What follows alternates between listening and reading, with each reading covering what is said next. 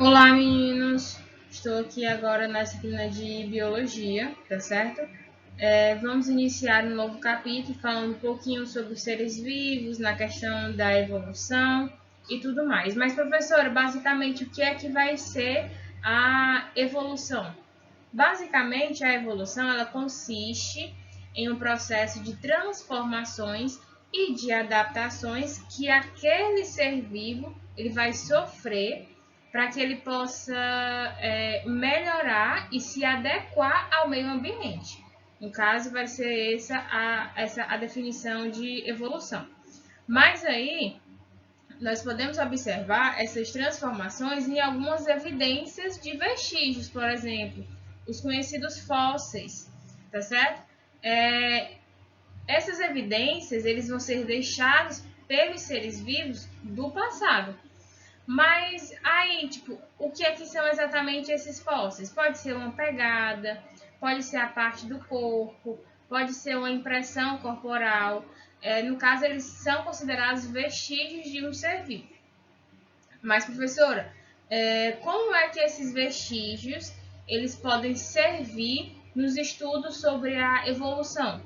Basicamente, a partir desses documentos naturais, as pessoas elas podem chegar a algumas conclusões sobre a questão do tamanho e forma de organismos, o que vai possibilitar uma reconstrução da imagem para chegar o mais próximo possível do animal em termos de semelhança, né? Também tem a questão da possibilidade de sobreviver no deserto. Por exemplo, vocês podem estar vendo aqui no slide de vocês, que tem até uma perguntinha. Em que consiste a adaptação? Ele fala, a adaptação corresponde à adequação que o ser vivo apresenta com relação ao meio ambiente.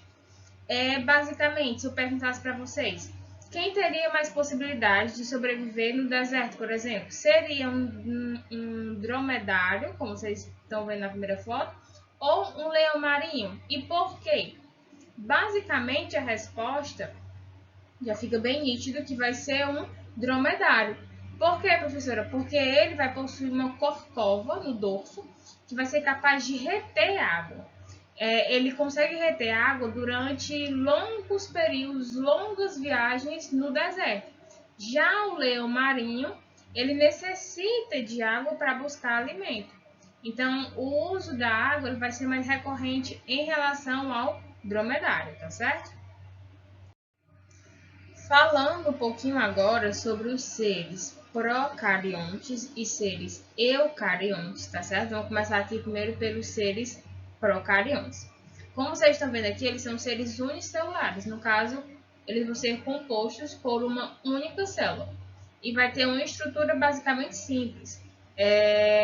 E também pode ser representado pelas bactérias e por algumas algas, tá certo? Eles vão receber esse nome porque o termo procarionte ele se refere à organização estrutural da célula. No caso, nos seres procariontes, vai ocorrer a ausência de uma pequena membrana no seu núcleo, que no caso vai ser denominada de carioteca ou membrana nuclear. Como vocês podem ver aqui na foto, o nucleóide, no caso o material genético, ele está solto, ele está livre, já porque não possui essa carioteca, não possui essa membrana nuclear, tá certo? Professora, e já nos seres eucariontes, como vocês podem estar vendo aqui, os seres eucariontes, eles são seres tanto unicelulares quanto seres multicelulares, tá certo? Professora, quando for seres multicelulares, eles são formados por várias células. E no caso, eles podem ser representados por protozoários e animais, assim também como nós, seres humanos, tá certo? E eles vão receber esse nome porque o termo eucarionte, ele significa dotado de carioteca. Ele possui carioteca ou membrana nuclear, tá certo?